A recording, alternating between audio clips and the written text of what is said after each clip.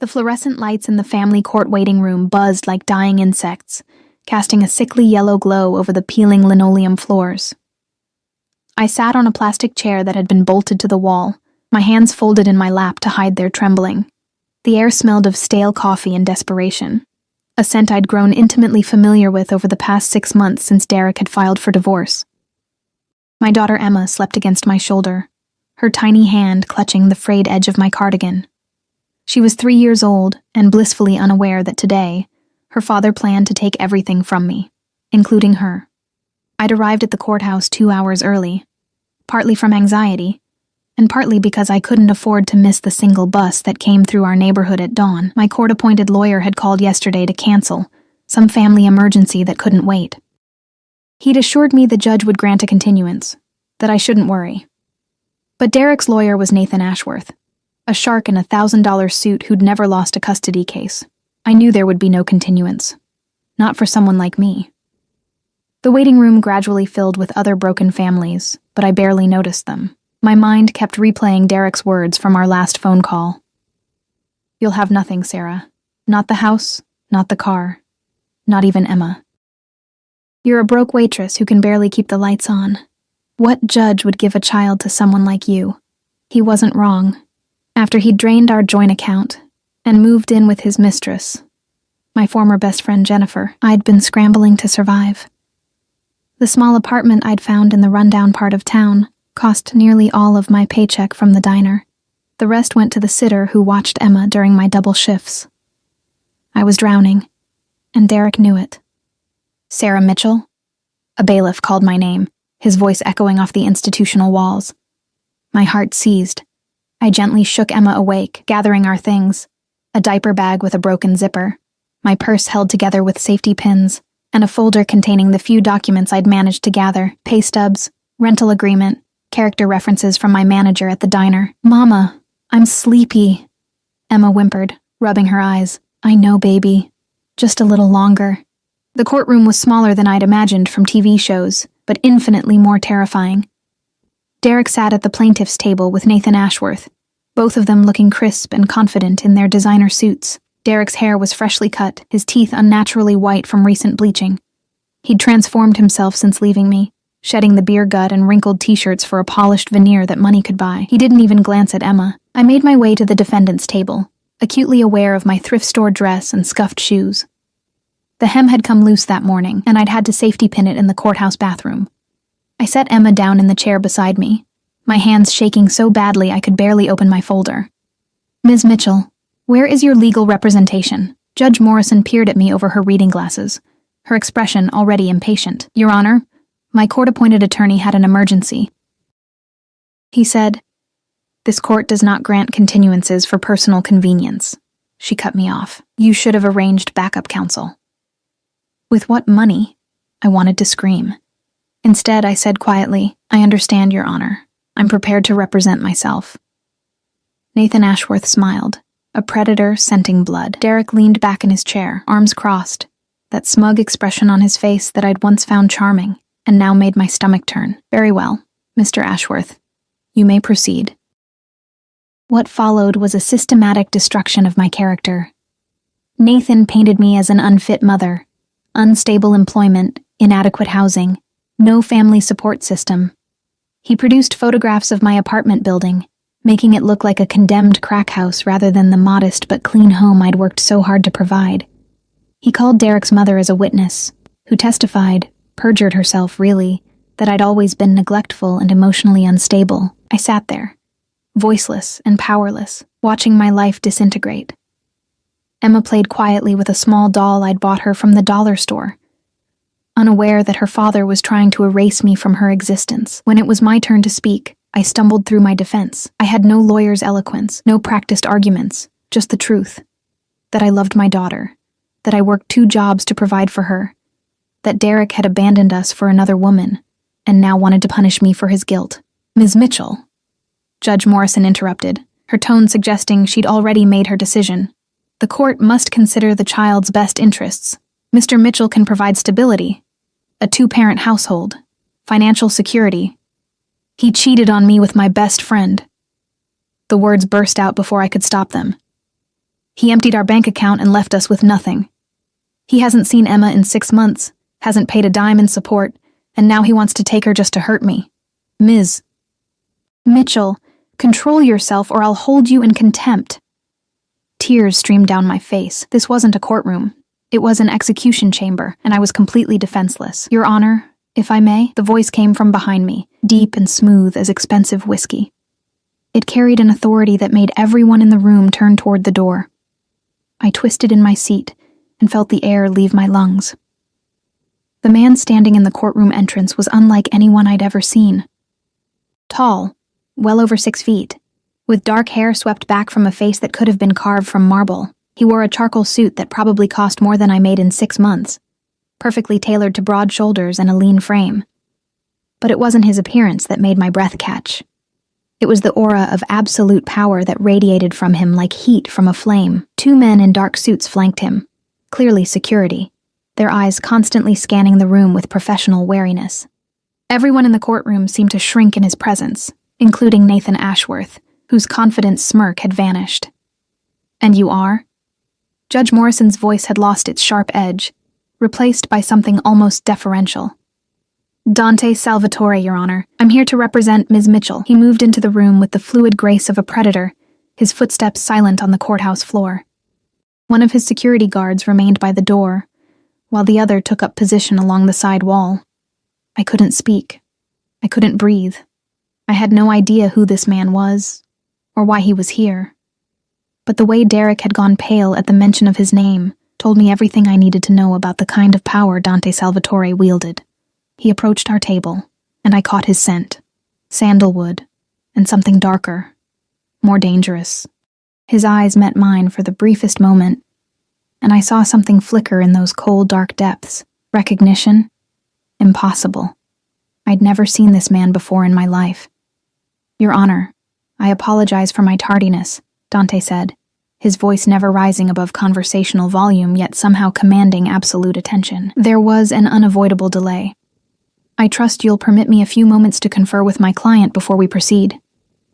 It wasn't really a question. Judge Morrison nodded, looking flustered in a way I'd never seen a judge look before. Of course, Mr. Salvatore, we'll take a 15-minute recess. As the judge retreated to her chambers, Dante turned to face me fully. Up close, he was even more devastating. Features too perfect to be merely handsome. A slight scar cutting through his left eyebrow that only added to his dangerous appeal, but it was his eyes that held me captive. Dark as midnight, they seemed to see straight through every defense I'd ever built. Ms. Mitchell, he said softly, extending his hand. We should talk. I stared at his hand. Strong, elegant fingers, a watch that probably cost more than my car had, and then up at his face. I don't understand. I can't afford. You don't need to afford me. He glanced at Derek and Nathan, who were watching us with transparent alarm. His expression didn't change, but something shifted in the air, a promise of violence so subtle and so certain that I saw Derek actually flinch. Consider me a concerned party with an interest in seeing justice done. I should have been suspicious. Should have questioned why a man who clearly moved in circles of wealth and power beyond my comprehension would offer to help a broke waitress. But I was drowning, and he was offering me a lifeline. Okay, I whispered. His hand closed around mine, warm and strong, and for the first time in 6 months, I felt something other than despair. I felt hope. And I felt something else, something that terrified me almost as much as losing Emma. The way his thumb brushed across my knuckles, the intensity in his gaze that suggested this was about more than legal representation, the subtle possessiveness in how he positioned himself between me and Derek. I had no idea who Dante Salvatore really was, but I was about to find out that I'd just made a deal with the most dangerous man in the city, and that my husband had made an enemy far more powerful than he could possibly imagine. The conference room Dante led me to was just down the hall from the courtroom, but it felt like entering a different world. His security guard, a mountain of a man with a scar across his jaw, opened the door, and then positioned himself outside, creating a barrier between us and the chaos we'd left behind. Emma clung to my hand, her eyes wide as she took in the strange man who'd appeared like some dark angel. Dante crouched down to her level, his severe expression softening in a way that made my heart stutter. "Hello, Emma," he said gently. My name is Dante. I'm going to help your mama today. Is that okay? She nodded shyly, tucking herself against my leg. He didn't push, just stood gracefully and gestured for me to sit at the polished conference table. I noticed he waited until I was seated before taking his own chair, an old-fashioned courtesy that seemed at odds with the dangerous energy that hummed beneath his civilized surface. I don't understand, I began, my voice barely steady. Who are you? Why are you helping me? I can't pay you, Mr. Salvatore. I can barely afford groceries. Dante? He corrected, his dark eyes holding mine with an intensity that made me feel exposed. And I'm aware of your financial situation, Sarah. May I call you Sarah? I nodded, throat dry. Your husband made a mistake. He leaned back in his chair, deceptively relaxed, but I could see the coiled tension in his shoulders. A significant one. He and his business partner, a man named Marcus Chen, stole from me. $2 million, to be precise. They thought they were clever, routing the money through offshore accounts, creating shell companies. My blood turned to ice. I don't know anything about that. I swear, He raised a hand, silencing me. I know. I've had Derek under surveillance for 3 months. You were already separated when he made his play. You're innocent in this. The casual way he mentioned surveillance sent a chill down my spine. What kind of lawyer had people under surveillance? What kind of lawyer made Nathan Ashworth, a man who'd built his reputation on ruthlessness, look genuinely frightened? Then why help me? Why not just go after Derek directly? Something flickered across Dante's face. Something dark and satisfied that made him look almost feral. Oh, I intend to go after Derek, but he made this personal when he decided to destroy you in court. You see, Sarah, I have a particular hatred for men who abuse their power over those weaker than themselves. It offends me. The way he said offends made it sound like a death sentence. I still don't understand. You don't know me. Why would you care what happens to me? He was silent for a long moment, his gaze moving over my face with an attention that felt almost physical. When he spoke, his voice was softer, but no less intense. Let's just say I have my reasons. Reasons that will become clear in time. For now, all you need to know is that I'm going to make sure you keep your daughter, and I'm going to make sure Derek Mitchell regrets every decision that brought him to this moment. There was something he wasn't telling me. Something in the way his jaw tightened when he looked at Emma, in the flash of old pain that crossed his features before he could mask it. But I was too desperate to question my good fortune. What do I need to do? Nothing. Just let me handle this. He stood, buttoning his suit jacket with practiced ease. When we go back in there, don't speak unless I tell you to. Don't react to anything Derek or his lawyer says. Can you do that? I nodded, even though every instinct screamed that I was making a deal with the devil himself. When we returned to the courtroom, the atmosphere had completely changed. Derek and Nathan were huddled together, whispering urgently. Derek's mother had disappeared, likely sent away by Nathan, who was smart enough to know they needed to regroup. Judge Morrison took her seat, her expression carefully neutral, but I noticed the way her eyes tracked Dante's movements across the room. Everyone tracked Dante's movements. He commanded attention the way fire commanded heat, absolutely and without effort. Mr. Salvatore, you may proceed with your representation of Ms. Mitchell, the judge said. Thank you, Your Honor. Dante remained standing, his presence dominating the small courtroom. I'll be brief. My client has been subjected to a campaign of character assassination based on misleading evidence and perjured testimony. Mr. Mitchell has presented himself as a concerned father seeking custody of his daughter, but the reality is quite different. He opened a leather portfolio, expensive, Italian, probably worth more than my monthly rent, and removed several documents. His security guard, who'd somehow procured a tablet, began displaying images on a screen that had been wheeled in during our recess. This is Derek Mitchell 3 weeks ago at the Sapphire Club in Miami. The image showed Derek with his arm around a woman who definitely wasn't Jennifer, his hand on her breast clearly intoxicated. And here, 2 days after filing for divorce. Another image, Derek at a poker table, chips worth thousands scattered in front of him. And my personal favorite, Derek Mitchell 5 months ago, the day before he emptied his joint account with Ms. Mitchell, depositing a cashier's check for $50,000 into a private account his wife knew nothing about. Nathan shot to his feet. Objection. This is... How did you even obtain these photographs? This is an invasion of privacy. Dante turned to him with a smile that didn't reach his eyes.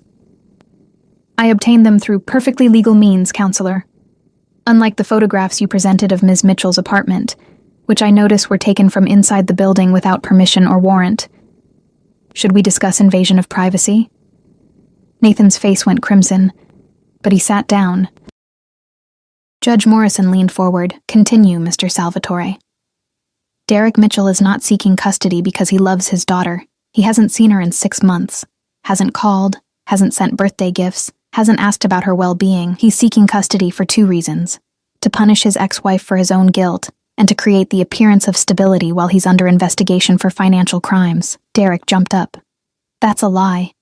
I'm not under any investigation. Sit down, Mr. Mitchell, Judge Morrison ordered. Dante continued as if Derek hadn't spoken. As of this morning, the FBI has opened an investigation into Derek Mitchell and his business partner, Marcus Chen, for wire fraud, money laundering, and embezzlement.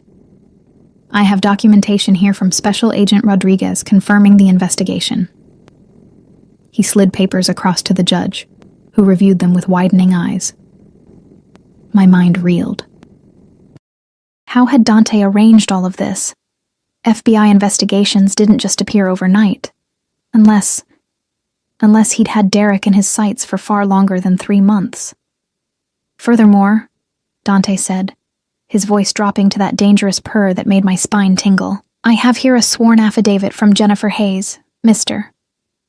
Mitchell's current romantic partner, stating that Derek has been verbally abusive, has a gambling problem, and has expressed his intention to send Emma to boarding school the moment custody is finalized. Apparently, actually raising his daughter isn't part of his plan. Nathan was frantically whispering to Derek, who'd gone from red to ashen. I'd never seen Derek scared before. He was a bully, but he'd always been confident in his ability to charm or intimidate his way through life. He wasn't confident now. Your Honor, Dante said, gathering his papers with unhurried precision. Ms. Mitchell is far from a perfect parent. She's poor. She works long hours. Her apartment is in a rough neighborhood. But she loves her daughter. Every dollar she makes goes to providing for Emma. Every decision she makes is with her daughter's best interests at heart. The question this court must answer is simple. Would you rather place a child with a loving mother who struggles financially, or with a father under FBI investigation who plans to abandon his daughter to boarding school while he parties in Miami? The silence that followed was deafening. Judge Morrison removed her glasses, rubbing the bridge of her nose. Mr. Ashworth, do you have any response to these allegations? Nathan looked like he wanted to crawl under the table. Your Honor, we request a continuance to review this new evidence. Denied. Judge Morrison's voice was ice. You pushed for this hearing to proceed without Ms. Mitchell's representation. You'll get your ruling today. She spent several minutes reviewing the documents Dante had provided, her expression growing darker with each page. Finally, she looked up. Custody of Emma Mitchell is awarded to Sarah Mitchell. Mr. Mitchell, you're granted supervised visitation only, pending the outcome of the federal investigation. If you're convicted of any crimes, those visitation rights will be revoked. You are ordered to pay child support in the amount of $1,500 per month, retroactive to the date of separation. Furthermore, you are ordered to vacate the marital home within 30 days. The house will be sold, and proceeds split evenly between both parties. Derek exploded. This is bullshit. She got to him. She fucked him, didn't she? That's how... The security guard by the door moved so fast I barely registered it. Suddenly he was beside Derek, one massive hand on Derek's shoulder, squeezing just hard enough to make Derek gasp and sink back into his chair. Mr. Mitchell, Judge Morrison's voice cracked like a whip. One more outburst and I'll hold you in contempt. Do you understand? Derek nodded, face twisted with impotent rage and genuine fear. This hearing is adjourned. I sat frozen, unable to process what had just happened. Emma was still mine. The nightmare was over. I'd won. But when I turned to thank Dante, the expression on his face stopped the words in my throat. He was watching Derek with the cold patience of a hunter who just set a trap. This wasn't over for him. The custody hearing had been a battle. The war was just beginning. And somehow, I'd just become a pawn in something far more dangerous than a divorce. Come, Dante said softly, his hand appearing at the small of my back, warm through the thin fabric of my dress. Let's get you and Emma somewhere safe. Safe? Safe from what? His eyes met mine, and in their dark depths I saw a truth that terrified me. From the consequences of your husband's choices, he said. Derek made powerful enemies when he stole from me. And those enemies don't forgive. The black SUV waiting outside the courthouse looked like something from a movie. Sleek, expensive, with windows tinted so dark I couldn't see inside. The security guard who'd silenced Derek opened the rear door, and Dante gestured for me to enter. I can't, I said, taking a step back, Emma heavy in my arms. I need to catch the bus home. Thank you for everything, but Sarah. The way he said my name, patient but firm, made me stop. Derek knows where you live. He's angry and humiliated, and men like him are most dangerous when they feel powerless. You're not going back to that apartment, not today. Fear crawled up my spine. Where are you taking us? Somewhere secure, just for tonight until I can arrange proper protection. He must have seen the panic in my face because his expression softened slightly. I'm not asking you to trust me. I'm asking you to think about Emma's safety. He was right, and I hated it. Derek had looked murderous when the judge ruled against him, and if he was really involved with criminals, if he'd really stolen $2 million from Dante Salvatore, I climbed into the SUV. The interior smelled of leather, and that sandalwood scent I was beginning to associate with Dante. He slid in beside me, while his security guard took the front passenger seat next to the driver. Another hard-faced man in a dark suit who didn't acknowledge our presence. Emma immediately curled up on the seat, exhausted from the emotional morning. I pulled her against me, acutely aware of how close Dante sat, how his presence seemed to fill the entire vehicle. Where are we going? I asked as the SUV pulled smoothly into traffic. My property outside the city. It's secure, private. You and Emma will be comfortable there. Your property. I laughed, but it came out hollow. I don't even know what you really do, Mr. Salvatore. You're not just a lawyer, are you? He turned to look at me, and the intensity of his gaze made my breath catch. No, Sarah. I'm not just a lawyer. Then what are you? I'm a businessman. I handle acquisitions, investments, negotiations. Sometimes those negotiations require a certain degree of persuasion that conventional businessmen aren't comfortable with. It was the most elegant way of saying criminal I'd ever heard. You're with the Mafia. It wasn't a question. He smiled. A real smile this time, though it held more darkness than humor. That's a very outdated term, but yes. I suppose some people would call me that. I prefer to think of myself as someone who operates in the gray spaces between legal and illegal.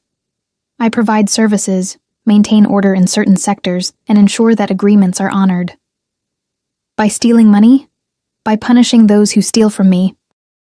His hand moved to rest on the back of the seat, close enough to my shoulder that I could feel its warmth. Derek and Marcus didn't just take my money, Sarah. They took money I was holding in trust for other parties. Very dangerous parties who expect me to recover their investments. With interest. So you're going to kill him. My voice was surprisingly steady. I haven't decided yet. He tilted his head, studying me with that unnerving attention. Does that frighten you? Knowing what I am? It should have. I should have been terrified, but sitting there in the leather-scented luxury of his vehicle, my daughter safe beside me, I felt something far more complicated than fear. I'm more frightened of losing Emma than I am of you, I admitted. Something flickered in his dark eyes. Approval, maybe, or recognition. Good. You should be. Derek would have destroyed her, raised her to be as hollow and selfish as he is. I couldn't allow that. Why do you care? You said you had reasons, but you never explained. The SUV turned onto a highway, the city falling away behind us. Dante was quiet for so long I thought he wouldn't answer. When he finally spoke, his voice was rougher, touched by something raw. I had a daughter once, Isabella. She would have been about Emma's age now. He stared out the window at the passing landscape. Her mother was like you, vulnerable, kind, trying to protect her child from a monster. I wasn't there to save them. I was too focused on building my empire, on proving myself to men who would never respect me. And while I was gone, her father, my enemy, found them. His jaw tightened, the muscle jumping beneath his skin. I came home to graves, Sarah, 2 of them. My Isabella and her mother, buried because I wasn't strong enough, wasn't ruthless enough to protect them. My hand moved of its own accord, covering his where it rested on the seat. I'm sorry. He looked down at our joined hands, his expression unreadable. I swore that day I would never allow another child to suffer, because weak men are allowed to wield power they haven't earned. When I saw Emma in that courtroom, saw the way Derek looked at her, or rather, didn't look at her, I saw Isabella, and I saw myself, failing again. You didn't fail. You saved us. I saved you from Derek. His hand turned beneath mine, his fingers threading through mine with a possessiveness that should have alarmed me. But I've brought you into my world now, and my world is far more dangerous than your husband could ever be. The SUV turned off the highway onto a private road that wound through dense forest. We drove for another 15 minutes before emerging into a clearing that made my breath catch. The estate sprawled before us, a modern masterpiece of glass and stone, perched on a hillside overlooking a private lake. It was beautiful and isolated, the kind of place where screams wouldn't carry. I shivered, and Dante's grip on my hand tightened. You're safe here, he said quietly. I give you my word. And what's your word worth? Everything. The single word carried absolute conviction. In my world, Sarah, your word is your currency. Break it, and you're dead. I don't break my word. The SUV stopped in front of the main entrance, where a woman in her 50s waited, elegant, stern-faced, wearing a crisp uniform that marked her as staff. Dante helped me out, then carefully lifted Emma, who barely stirred in her sleep. This is Mrs. Chen, he said, though his tone suggested no relation to the Marcus Chen who'd stolen from him. She manages my household. She'll show you to your rooms and provide anything you need. Mrs. Chen's expression softened when she saw Emma. Poor little thing. Come, Ms. Mitchell. I've prepared the guest suite. There's a nursery adjoining if you'd prefer her to have her own space. I followed her inside, too overwhelmed to fully process the luxury surrounding me, the soaring ceilings, the artwork that probably cost more than I'd make in a lifetime, the view of the lake through floor-to-ceiling windows. The guest suite was larger than my entire apartment. The bed was enormous, covered in linens so soft they felt like clouds. The bathroom had a tub big enough to swim in, and a shower with jets I didn't know the purpose of. The adjoining nursery had been stocked with everything a child could need: toys, books, clothes in Emma's size. How did you know her size? I asked Mrs. Chen. Mr. Salvatore is very thorough, she replied diplomatically. Dinner will be served at 7. If you need anything before then, just press the button by the door. She left me alone in the opulent silence.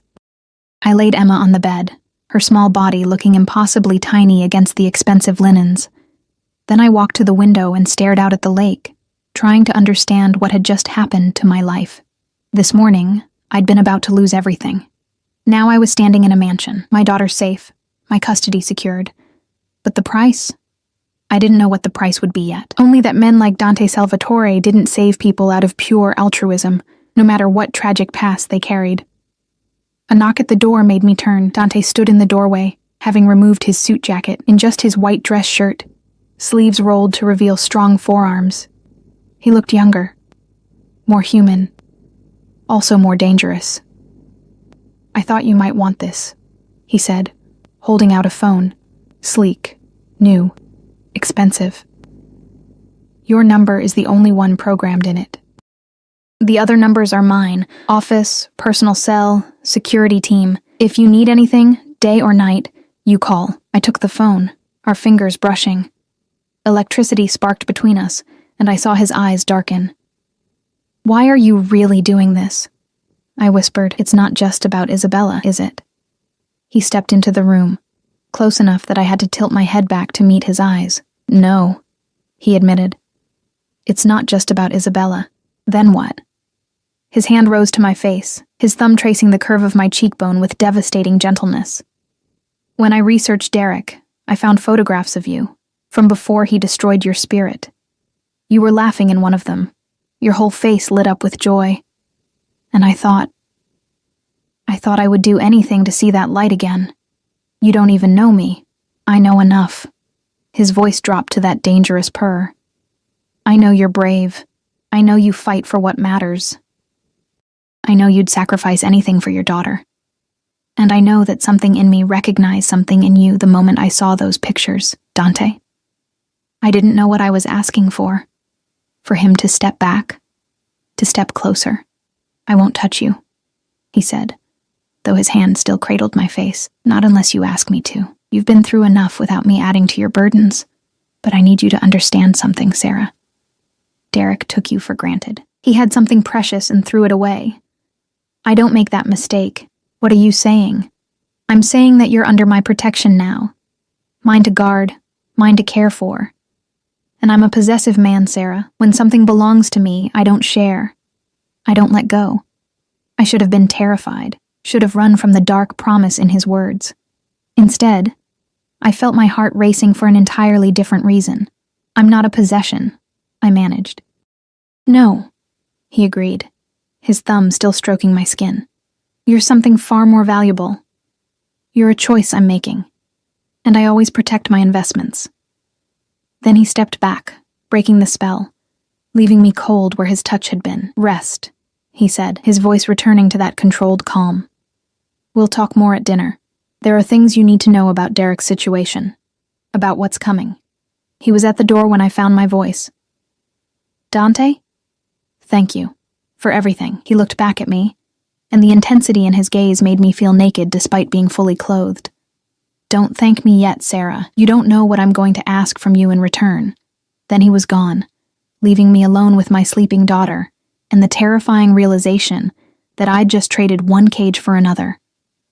This one was gilded and beautiful, but it was still a cage, and the man who held the key was far more dangerous than any husband could ever be. I didn't sleep.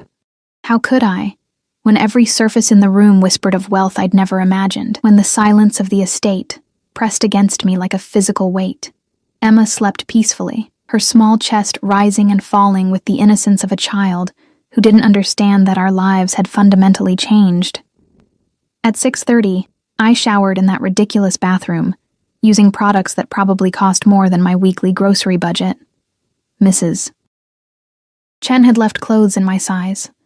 A simple black dress that fit perfectly, undergarments still in their packaging, even shoes. I tried not to think about how Dante had known my measurements, had planned this before ever walking into that courtroom. He'd been watching me. For how long?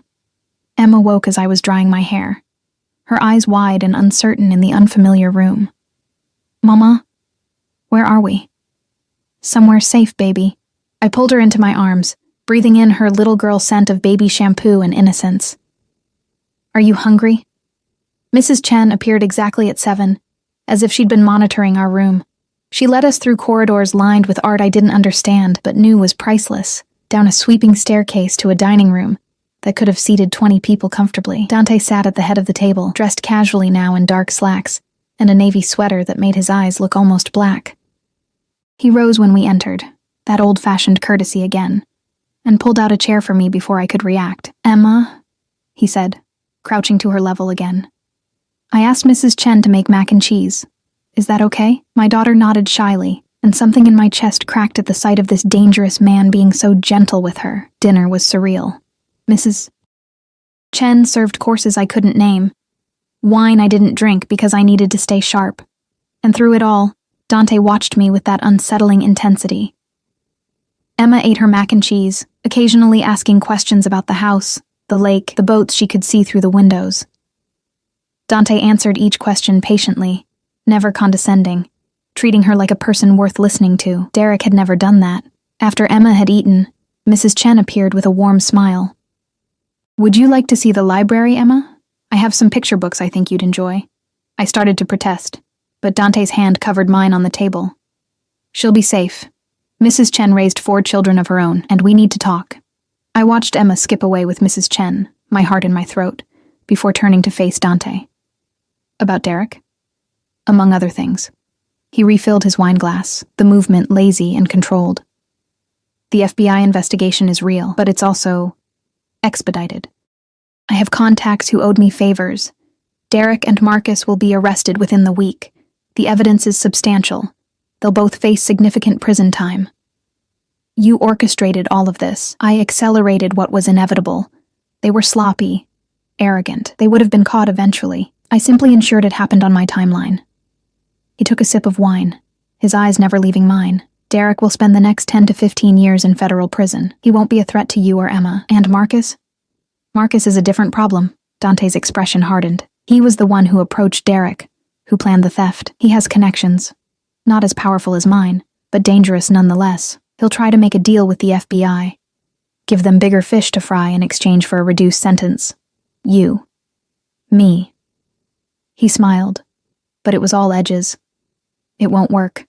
I'm very good at keeping my hands clean, but it means Marcus will be desperate, and desperate men are unpredictable. Which is why you and Emma can't go home. My stomach dropped. For how long? Until I've handled the situation permanently. The casual way he said permanently made my blood run cold. You're going to kill him. I'm going to ensure he's no longer a problem. Dante leaned back in his chair, studying me. Does that bother you? Knowing that I'll do whatever is necessary to protect what's mine? I'm not yours. Aren't you? He set down his wine glass with deliberate care. You're living in my house, wearing clothes I provided, eating food I paid for. Your daughter is safe because I made her safe. Your ex-husband is facing prison because I made it happen. At what point, Sarah, do you think you stopped belonging to yourself and started belonging to me? I shot to my feet, anger flooding through me.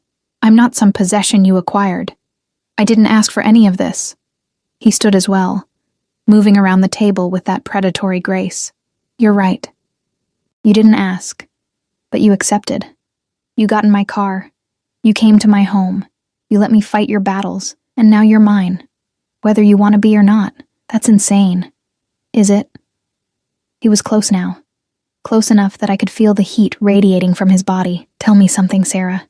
When Derek was destroying you in that courtroom, who did you pray would save you? When you thought you'd lose Emma, what did you wish for? Not this, I whispered. But my voice lacked conviction. His hand rose to cut my jaw, tilting my face up to his.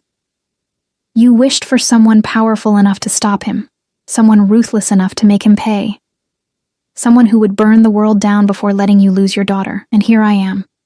My heart hammered against my ribs. Why me? Really, why? There are thousands of women in bad situations. Why did you choose me? His thumb traced my lower lip, and I stopped breathing. Because when I saw your picture, something I thought died with Isabella woke up again. Because you reminded me that there are still things in this world worth protecting. Because I looked at you and thought, she's mine. And I've never questioned that instinct. That's not love, Dante. That's obsession. I know. He leaned closer, his breath warm against my skin. Do you want me to apologize for it? I should have said yes. Should have pushed him away.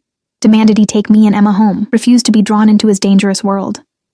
Instead, I heard myself whisper, what do you want from me? Everything. The word was raw, honest. Your trust, your time, your thoughts. I want to know every fear that wakes you at night, every dream you've buried. I want to be the first person you think of in the morning and the last voice you hear before sleep. I want Emma to call me something other than a stranger's name. I want you to stop looking at me like I'm a monster and start seeing me as a man. You are a monster, I said, but there was no heat in it. Yes. His forehead rested against mine, and I could feel the tension vibrating through his body, the restraint it was taking not to kiss me.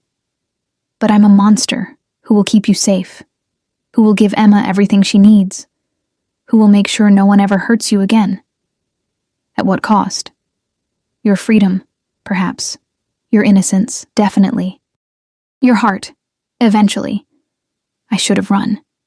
Every rational part of my brain screamed at me to grab Emma and flee, but I'd been drowning for so long, and Dante was air and fire and dark promises that terrified and thrilled me in equal measure. I can't. I breathed. I can't give you what you want. You already have. He pulled back slightly, his dark eyes searching mine. You're just too afraid to admit it, but that's all right, Sarah. I'm a patient man.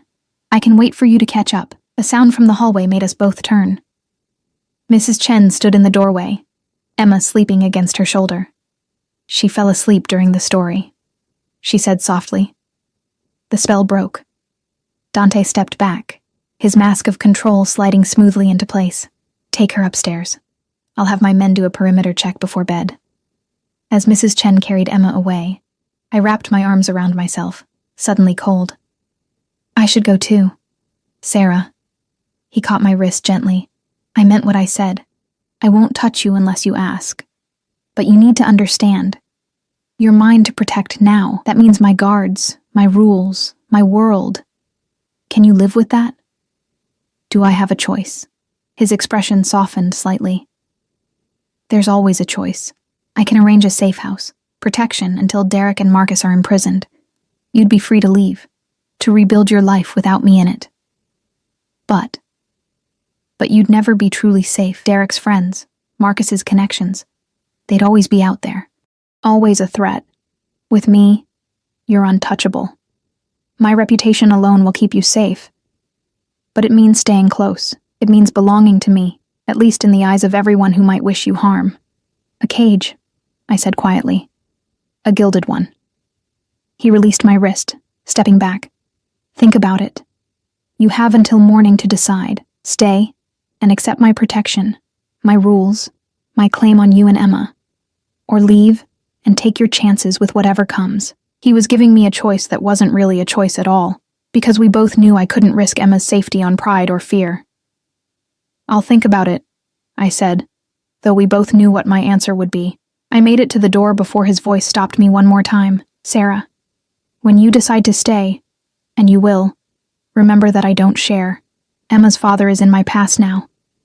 But if another man looks at you, touches you, even thinks about you the way I think about you, I won't be responsible for what happens to him."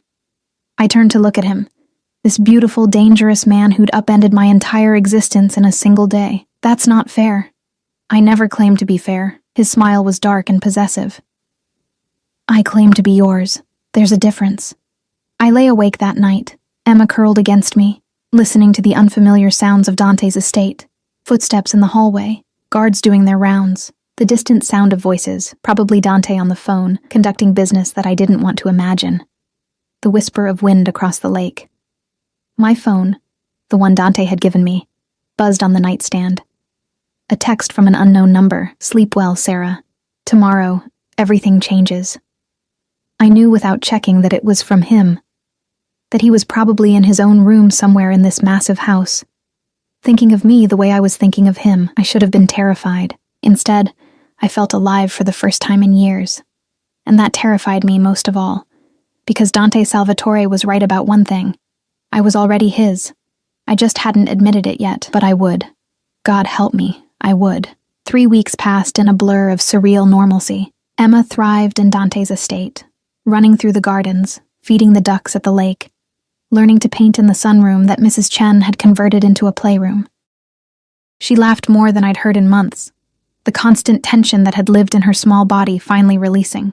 I tried to maintain boundaries, tried to remember that this was temporary, that we were guests, that Dante Salvatore was a dangerous man who'd inserted himself into our lives for reasons I still didn't fully understand. But it was impossible to maintain distance when he was everywhere. He joined us for breakfast every morning, listening to Emma's chatter about her dreams, her drawings, her discoveries. He worked from home most days, his office door open, and I'd catch glimpses of him on phone calls in Italian or Russian, his voice hard and commanding in ways that made my stomach flutter with something that definitely wasn't fear. In the evenings after Emma was asleep, he'd find me. Sometimes in the library, where I'd discovered a love of reading I'd forgotten during my marriage. Sometimes on the terrace overlooking the lake, where the sunset painted the water gold and red. He never pushed, never demanded, just sat with me, talking about everything and nothing. Books, music, Emma's latest adventure, carefully avoiding the subjects of Derek or Marcus, or the criminal empire he commanded. It was seduction by inches, by quiet moments and genuine conversation. By the way, he remembered I liked my coffee with too much cream and not enough sugar. By the thoughtful gifts that appeared in my room, not expensive jewelry or clothes, but books I'd mentioned wanting to read. Art supplies because I'd admired Emma's paintings. A journal because he'd noticed I liked to write down my thoughts. He was patient, terrifyingly patient. And I was falling. The call came on a Tuesday morning. Dante's expression as he listened to whoever was on the other end made something cold settle in my stomach. When he hung up, he found me in the kitchen, where I'd been helping Mrs. Chen bake cookies with Emma. "Can we talk?" His voice was carefully neutral, but I could see the tension in his shoulders. "Privately?" Mrs. Chen took over with Emma without being asked. I followed Dante to his office, my heart racing. "Derek and Marcus were arrested this morning," he said, closing the door behind us. "The FBI had enough evidence to bring formal charges. Derek will likely take a plea deal. 10 years, out in 7 with good behavior. Marcus is being more stubborn. That's good, right?" "For Derek, yes. He's no longer your problem." Dante moved to the window, staring out at his estate with an expression I couldn't read. "But Marcus made bail. $2 million. Money he shouldn't have access to, which means he has backers I didn't know about. And his lawyer filed a motion this morning requesting the names of all witnesses involved in the investigation. Including me. Including you." He turned to face me, and for the first time since I'd met him, I saw something like fear in his dark eyes. "He knows you're the reason his case is so strong. The financial records I provided to the FBI, the custody hearing that put Derek's theft in the spotlight, it all traces back to you being under my protection. Marcus isn't stupid. He'll understand what that means. What does it mean? It means he'll try to use you against me." Dante crossed to me in 3 long strides, his hands gripping my shoulders. "He'll think that hurting you will hurt me, that taking you will give him leverage, and he'd be right." My breath caught at the raw admission in his voice. "I need you to leave," he said, and my heart cracked. "I have a house in Switzerland, private, secure, under a name that can't be traced to me. I'll send Mrs. Chen with you, guards. Everything you and Emma need. You'll be safe there until this is resolved." "No." His hands tightened on my shoulders. "Sarah, you don't understand what men like Marcus are capable of. What they'll do to people under my protection." "Then make me understand." I met his gaze steadily, even as fear coursed through me. "Stop protecting me from the truth and tell me what's really happening." He released me, running a hand through his hair in a gesture of frustration I'd never seen from him before. "Marcus has connections to the Volkov Bratva, Russian organized crime. They're not as powerful as my organization, but they're vicious. They don't follow the rules the rest of us observe. No codes, no honor, just brutality and chaos. And you think they'll come after me? I know they will. I've already intercepted 2 reconnaissance attempts. Men watching the estate, trying to find weaknesses in our security." His jaw tightened. "I won't let what happened to Isabella happen to you. I can't." Understanding crashed over me. This isn't about protecting me from Marcus. It's about protecting yourself from losing someone again. Does it matter? His voice was raw. "Either way, you're in danger because of me, because I couldn't stay away from you. Because I saw you in that courtroom and decided you were mine. Consequences be damned." I stepped closer to him, my hand rising to his chest, feeling his heart thundering beneath my palm. "What if I don't want to leave, Sarah? What if I'm tired of running, tired of being afraid? What if staying with you, even with the danger, feels safer than being alone ever did?" His hand covered mine, pressing it harder against his chest. "You don't know what you're saying, don't I?" I looked up at him, this powerful, dangerous man who'd become my shelter. "You've been honest with me about what you are, what you do. You've never lied, never pretended to be something you're not. You've protected Emma and me, given us more in 3 weeks than Derek did in 5 years of marriage. And yes, it terrifies me. You terrify me. But not because I think you'll hurt me. Then why? Because I'm falling in love with you, and I don't know how to survive that." The words hung between us, raw and honest, and impossible to take back. Dante made a sound low in his throat, something between a groan and a prayer, and then his mouth was on mine. The kiss was everything I'd imagined, and nothing I'd prepared for. Fierce and desperate, his hands tangling in my hair as he backed me against his desk. I gasped against his lips, and he took the opportunity to deepen the kiss, claiming me with a thoroughness that left no room for doubt about his intentions. "Mine," he growled against my mouth. "Say it." "Yours," I breathed, and felt him shudder. He pulled back, his forehead resting against mine, both of us breathing hard. "I can't send you away now, not after that. You understand what you've done? You've given me something to lose again. Something Marcus can use against me. Then don't lose. I cupped his face, forcing him to meet my eyes. You said you're powerful. You said you protect what's yours. So protect us. Fight for us. And let me fight alongside you instead of hiding me away like I'm something fragile. You are fragile compared to the forces arrayed against us. Maybe. But I'm also stronger than you think. I survived Derek. I survived poverty and fear, and nearly losing my daughter. I can survive this too. We can survive this. His kiss this time was gentler, reverent. Like I was something precious he was afraid to break.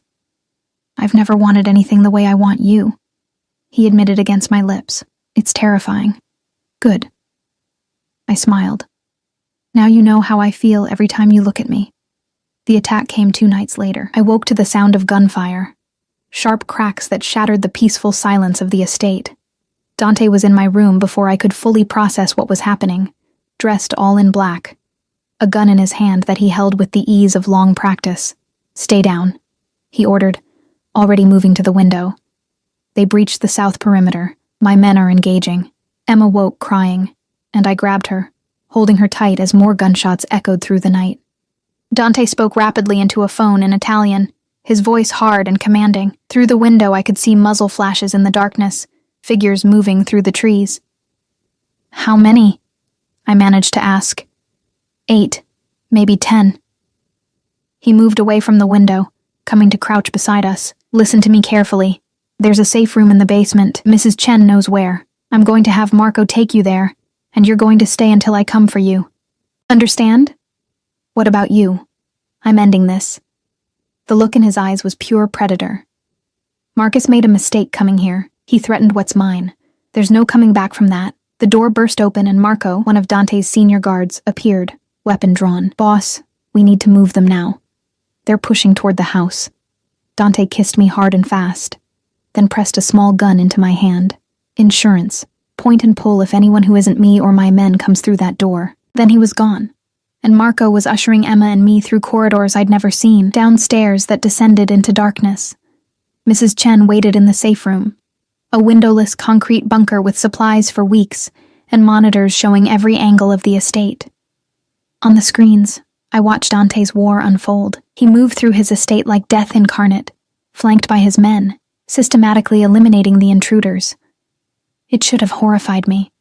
Instead, I felt a fierce pride watching him protect what was his, what was ours. The battle lasted 30 minutes. When the shooting finally stopped, 7 bodies lay scattered across Dante's property. Marcus wasn't among them. He'd sent his men but stayed safely away, the coward. Dante appeared on the monitors, speaking to his security team, issuing orders. Then he was striding toward the house, and I knew he was coming for us. Mrs. Chen unlocked the safe room door. Dante stood on the other side, blood on his shirt that I prayed wasn't his. Eyes wild until they found me. Sarah. Just my name. But it held everything. I handed Emma to Mrs. Chen and went to him, not caring about the blood, about what he'd just done. He crushed me against him, his face buried in my hair. It's over, he said. Marcus won't be a problem anymore. Is he dead? Not yet, but he will be. Tonight, by my hand. He pulled back to look at me. Does that change how you feel about me? I thought about it, really thought about it. About the man who'd saved me in court, who read bedtime stories to my daughter, who'd just killed to protect us. About the darkness in him, and the gentleness, the violence, and the tenderness. No, I said simply. It doesn't change anything. His kiss was desperate, claiming, sealing a promise between us that went beyond words. 6 months later, I stood in Dante's garden, our garden, watching Emma play with the new puppy he'd surprised her with last week. The estate had become home in ways I never expected. The guards were familiar faces now, the routines comfortable, the danger a distant memory since Marcus had been handled. I didn't ask for details, didn't need to know.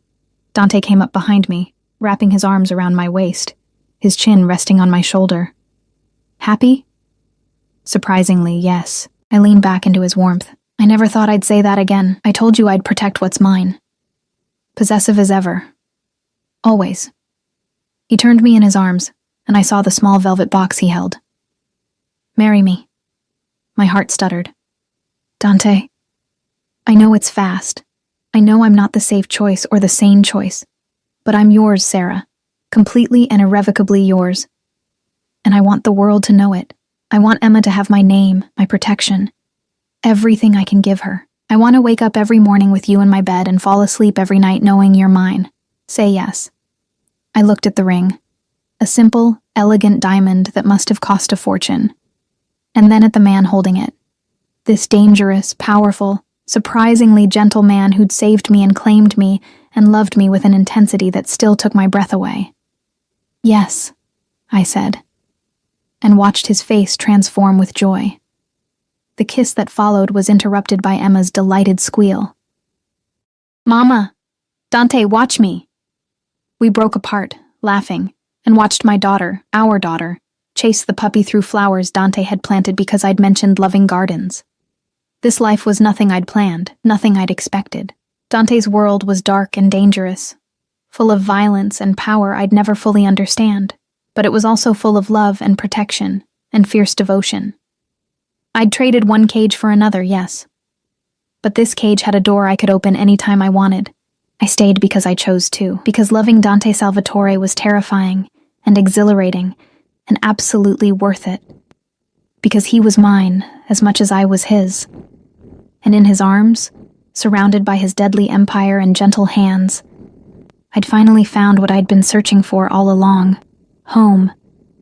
The wedding was small, just family, which meant Mrs. Chen, Emma, and a handful of Dante's most trusted people. I wore a simple white dress.